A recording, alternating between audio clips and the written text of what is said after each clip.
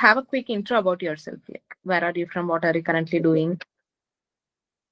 Sure. Hello guys, I'm Kaustubh Chowdhury, and I've graduated from Northeastern University with my master's in robotics, and I'm from Maharashtra.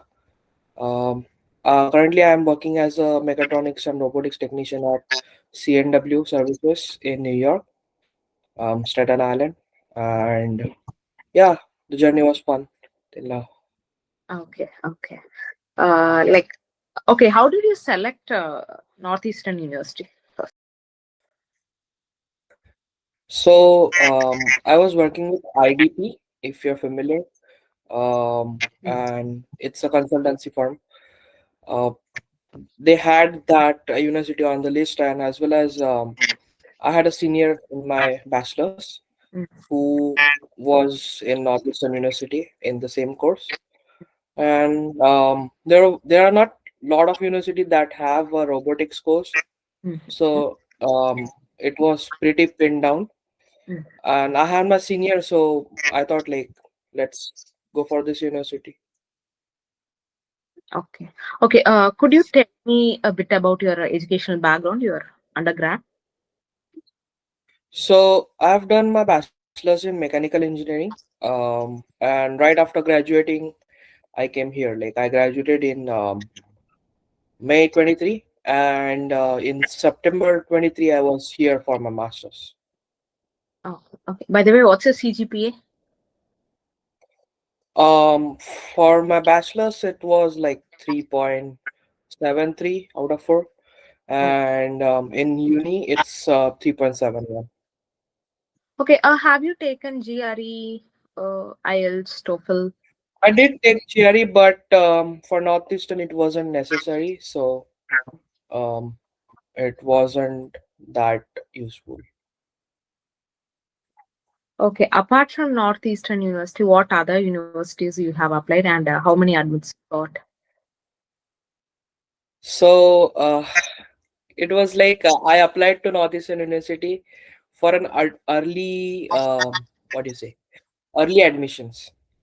So I had gotten its acceptance way faster, like probably in Jan 23. I had the acceptance letter from Northeastern. I was about to apply for what was the university? It was University of Michigan, Dearborn, Oregon State University, and Arizona State University. Yeah, those were like few university I was going to apply. But yeah, I got an acceptance from university where I wanted to go, so I didn't bother applying for those university. Oh, right, right, right. Okay. Okay. Okay. How did you build your profile before started applying to Northeastern University? Um, so it's pretty simple from what I've done is, so I did my bachelor's with a good CGPA. Mm. I was involved in curricular activities like the robotics groups and like teams that you can join in your college.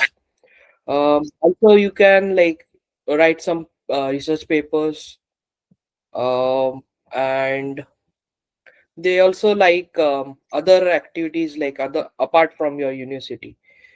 If you have any other extracurricular activities like you participated in like a big event out of your university, that's fine too. And I guess that's pretty much it. And just get your IELTS and GRE scores well. Prepare for it well before. Like I took 1 year before preparing for my IELTS. I started to like prepare for my IELTS like in my second year of bachelor's. Okay. Yeah. Um, okay. How much important is SOP and LOR to your university? Hmm. Okay. Um, LOR is fine. You can have it from any professor that I think like has PhD. But SOP, I think is something you should write personally. and it is important. You should include all the relevant activities or like supporting characters for your profile. And I think you can like write it personally, like whoever is applying, and then maybe give it for some professional to edit it. Mm.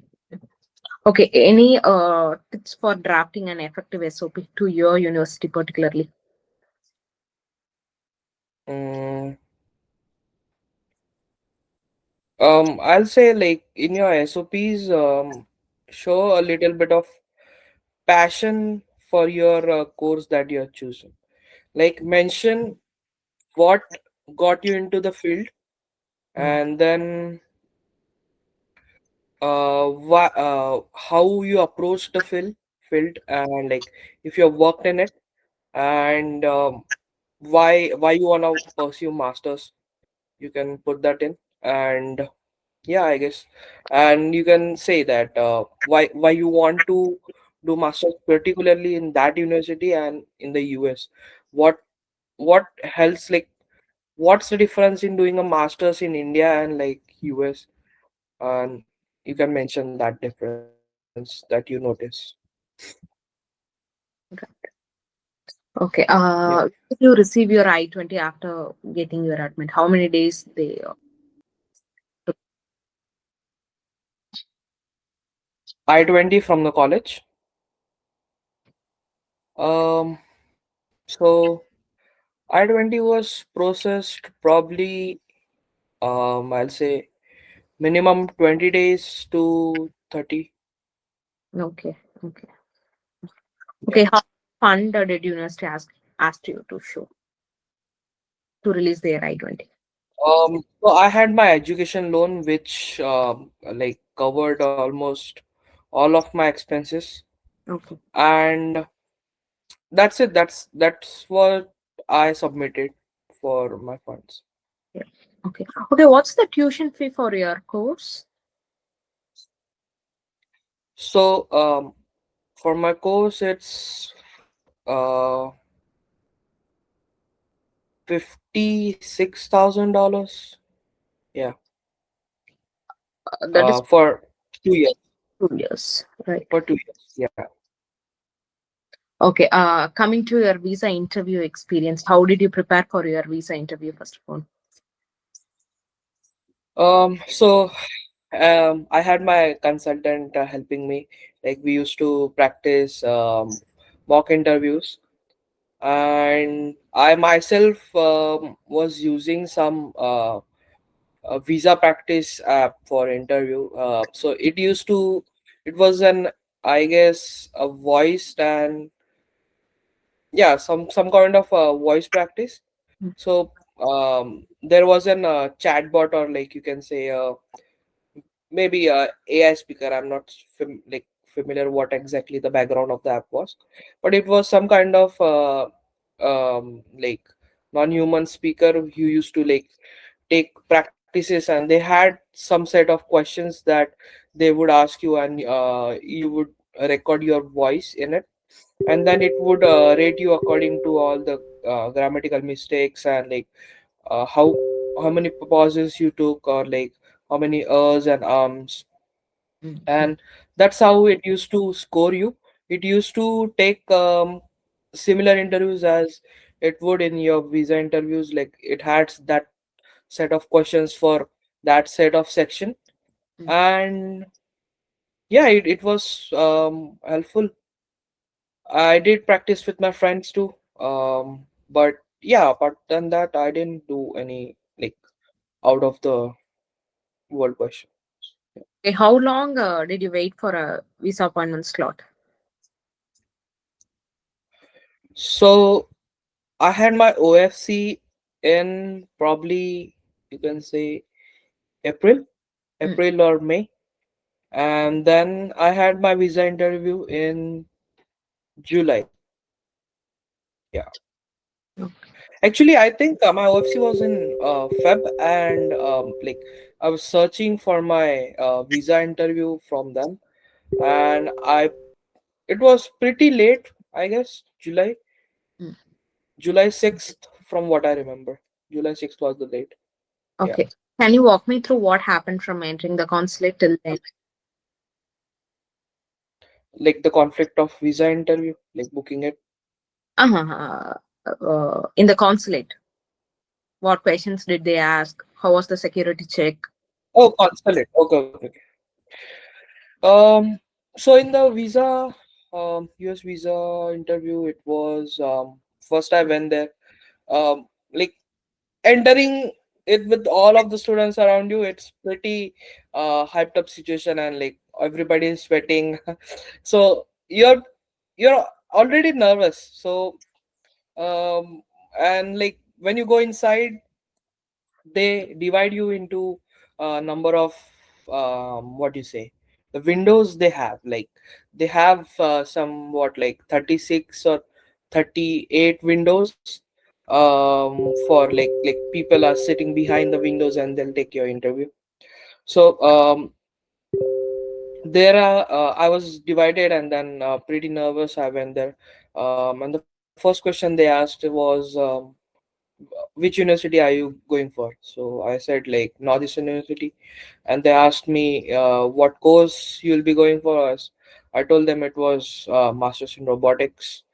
And then they asked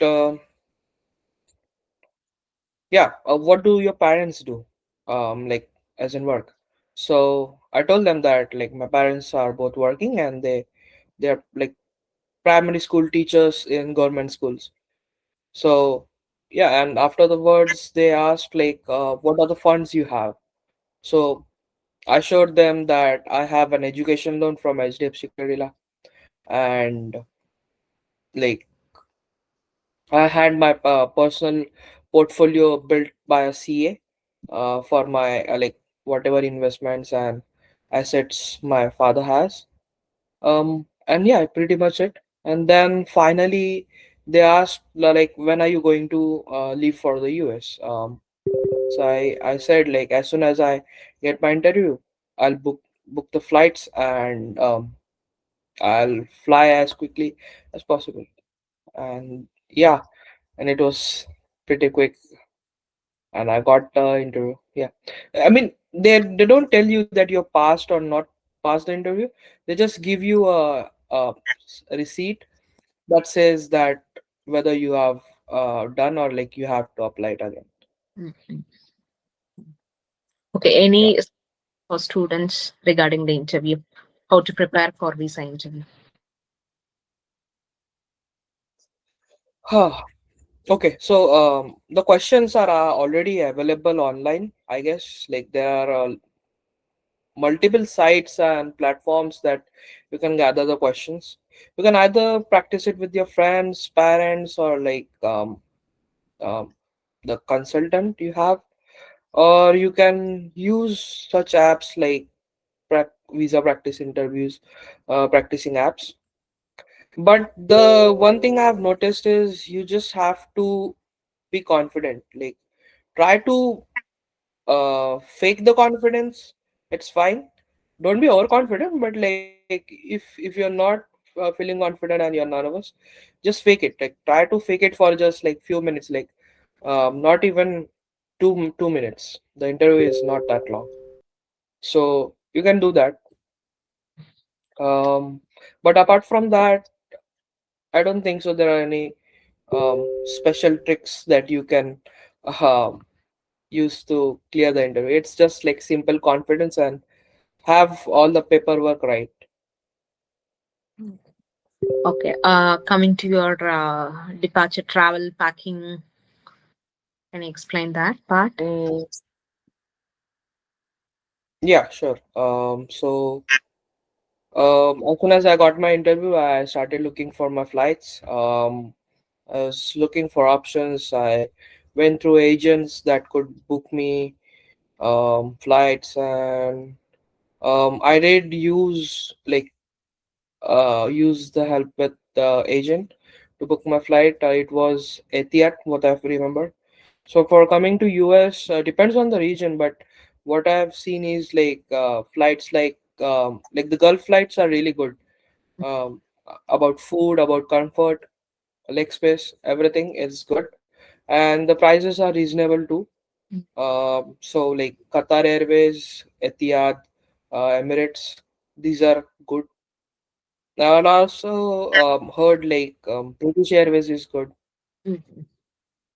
So those are some flights that can be booked. Um, and doesn't matter. You can book it from anywhere. If you can book it by yourself, or like you can take help of any agent.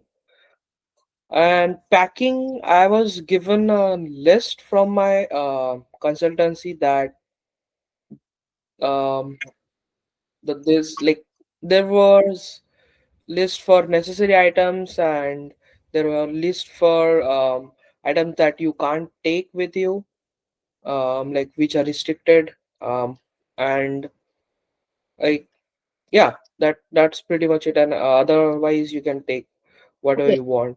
I would suggest like to Mhm. sorry, I would suggest to focus on whatever things you like. Like clothing is fine. uh, it doesn't matter how much ever clothing you bring from India.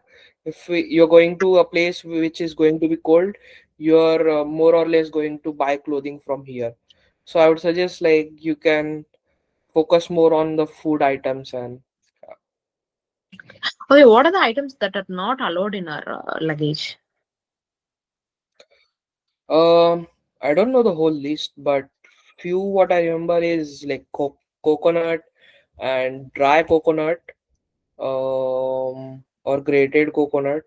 Mm. Batteries you can't put in your um, cabin luggage. Yeah, but any type of batteries you can't put in your cabin luggage. And then what is like white powders? They mistook it for like drugs, but any kind of whitish powder or any kind of flour. Mm. Um, I guess. Yeah, and if you want to make sure what is not allowed, you Mm. can just simply call the airline and ask them like what are the all restricted items, and they'll be glad to tell you. Okay. Okay. Yeah. What for your forex cards, SIM cards, insurance? So about SIM card, I have Airtel, I guess, and I have a international plan on it. It's like probably 3,000, $4,000. Oh, sorry, rupees. Um, it's simple. Like it's not meant for using it here. I just wanted to keep my SIM card alive, and have a 5G phone if you can. And if you're planning to buy it from US, then it doesn't matter. And once you come here, most of the universities have some kind of giveaways and like SIM card. Like they give away SIM cards, and they have kind of 10-15 days of usage. Like you can do unlimited calling, and they'll have probably some kind of data pack. Our university had it. I'm not sure that everybody has, but yeah, you should arrive early, and then you can go around university exploring things like that. Mm. Phone, and what was else? Phone Insurance SIM cards. card, Um, Insurance for health insurance. health insurance. Yes. So health insurance is like probably most of the universities have their own health insurance. You just have to pay it to the university.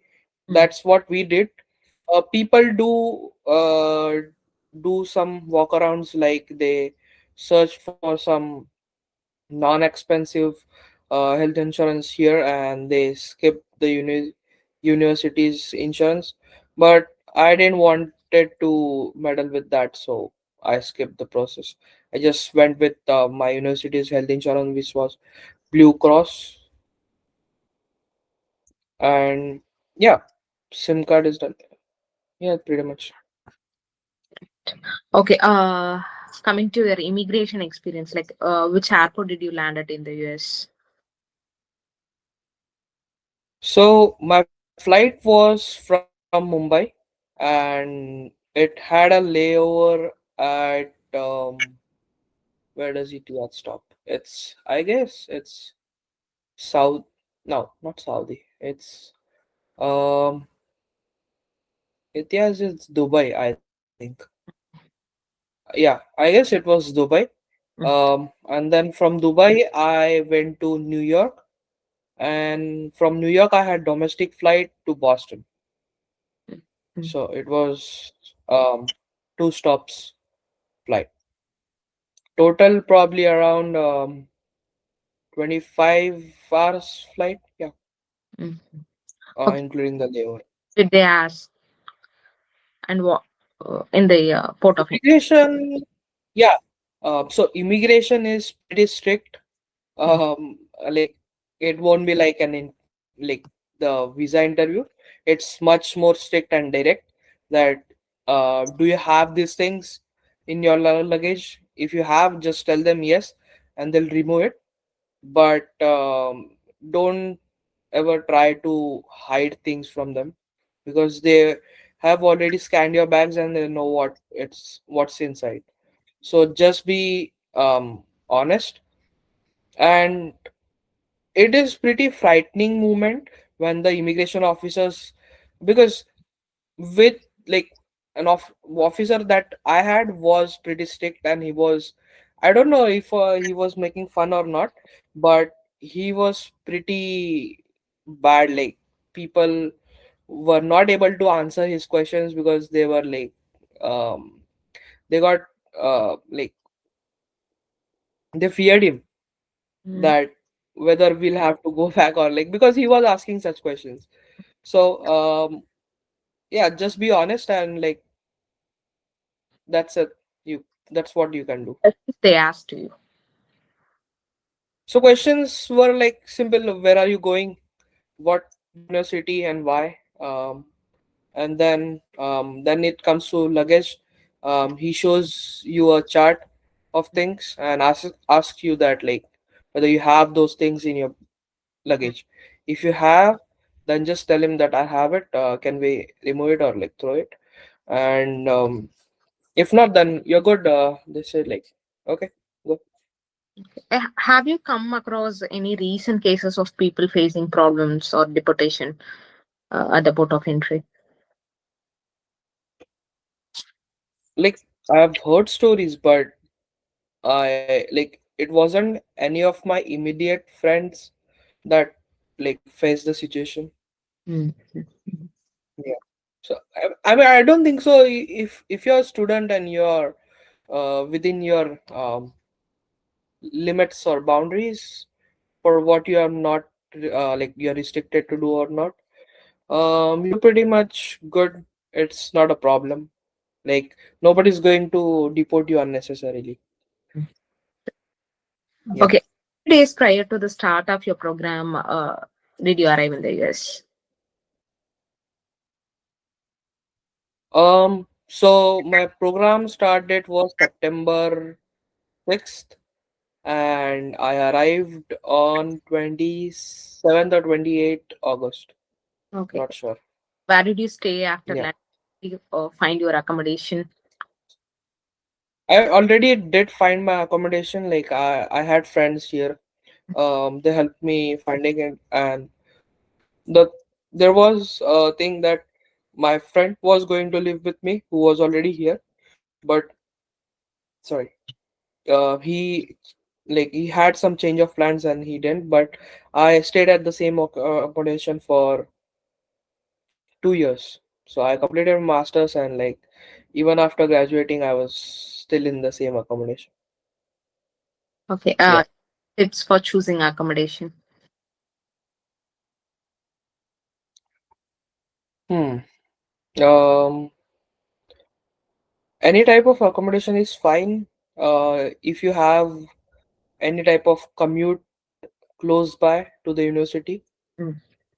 um, if possible, do a video call with the person who is like giving you the apartment, or like he's replacing you. Mm. Um, everybody has to give like money, money as in rent, or then last month rent or security deposit or broker fees.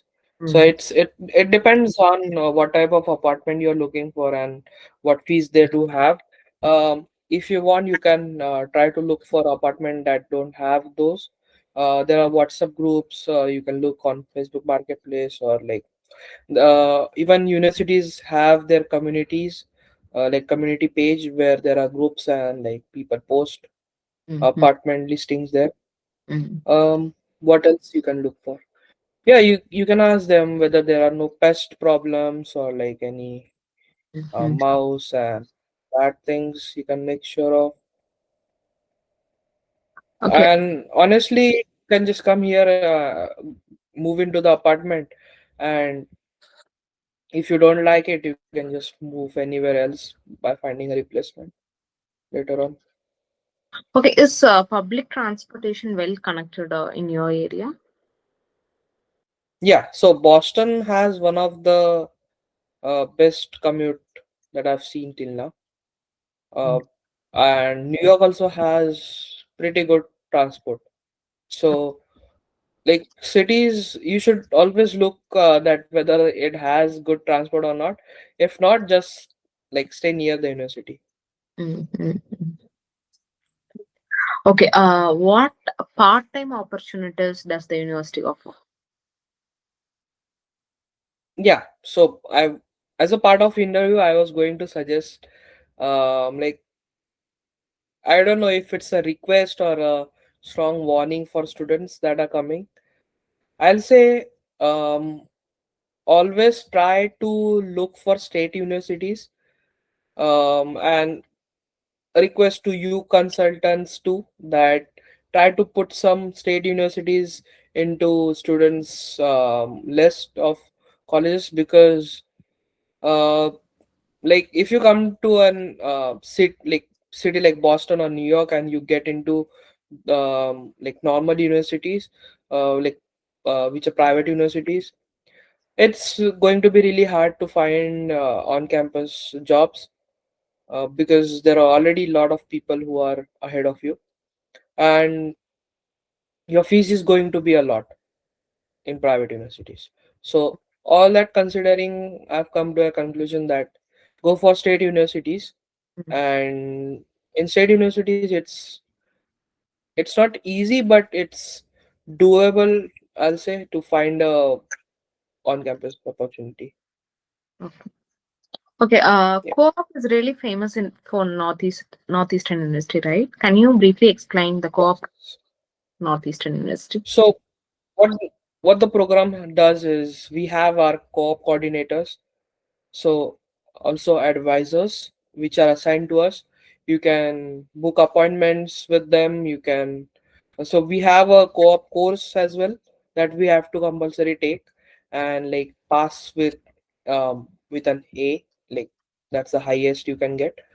Um, that's there. And they do have a site called NU Works Mm, where they post a lot of openings for co-ops. Like they have partnership with companies, they put their openings there. And yeah, you once you get an interview, you can also schedule meetings with the co-op advisor at any moment, and like you can ask whatever questions you have.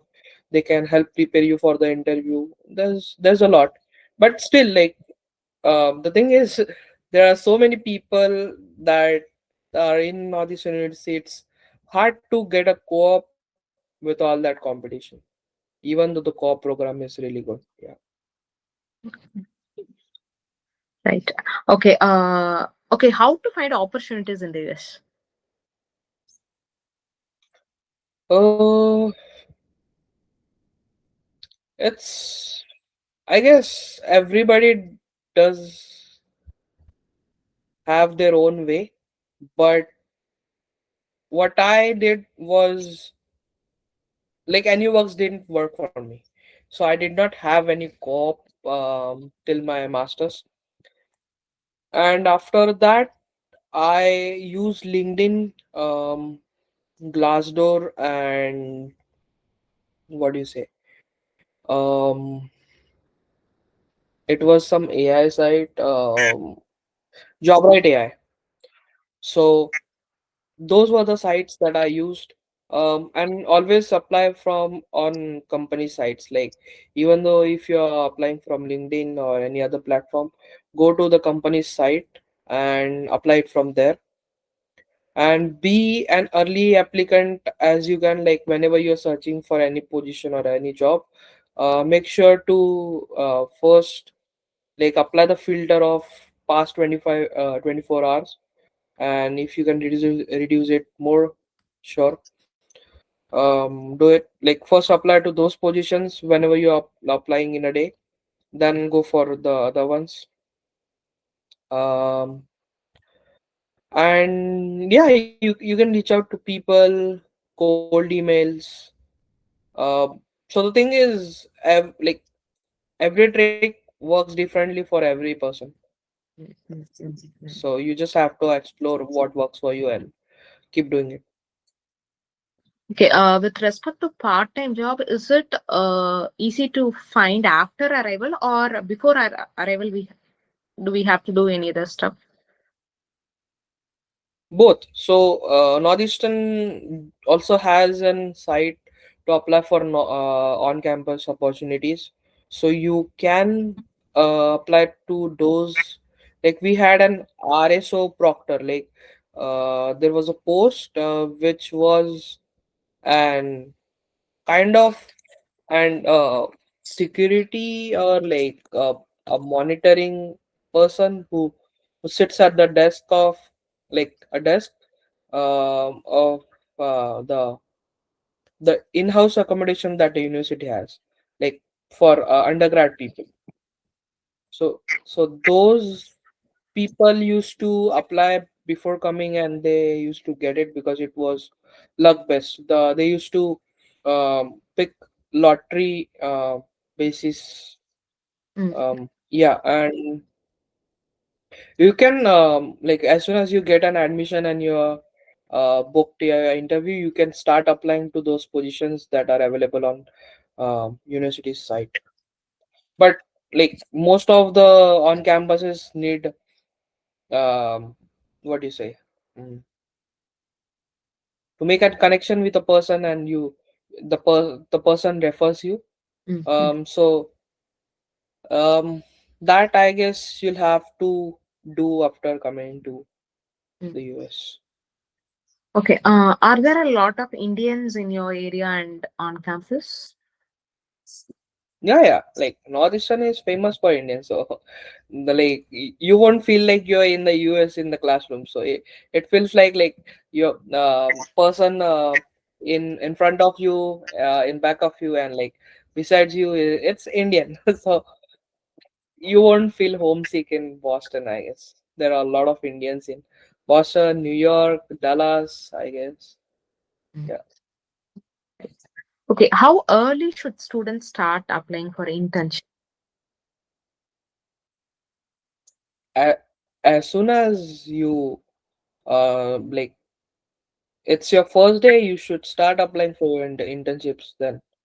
Because even though if you are not allowed, or like, university may say, like, you can't do your co-op until you have done your 2 semesters. Mm, We had that. So, but I've seen, like, people who apply from the first day, they're already ahead of you because they know the process.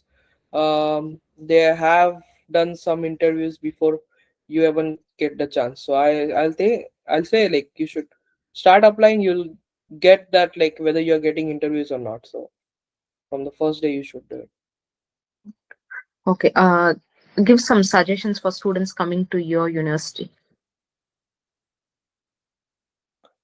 um Suggestions as in what specifically?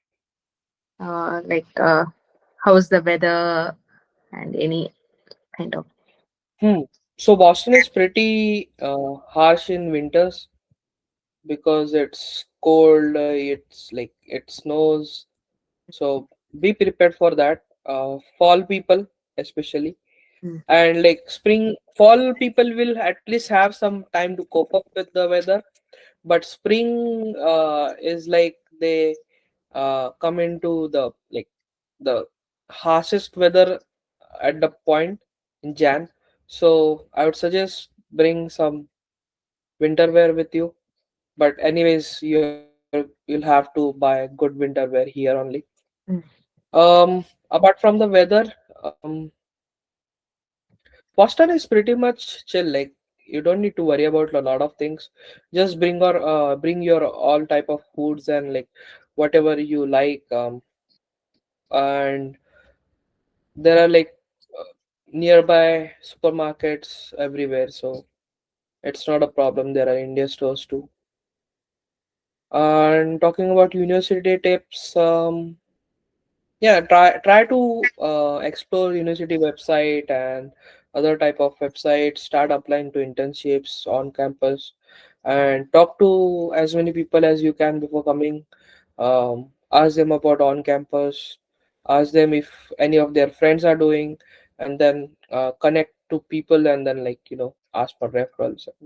Go around, like explore more. right. Okay, before we wrap up, is there any other things you would like to share with the upcoming students?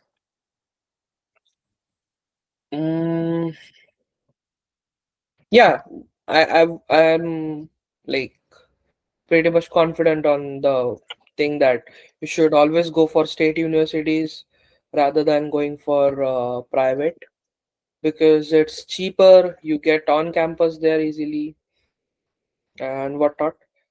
Start early applying for internships or full time. You should keep applying whether or not you're getting interviews or not. Just the thing is, you should try to improve. Keep applying, as in, just don't blindly apply. Set some metrics like I'm going to do 300 applications, and then if I don't get any interviews, I will change this, or like I improve, I'll start doing this. That kind of approach, what is I meant. Mm, And yeah, like people are good.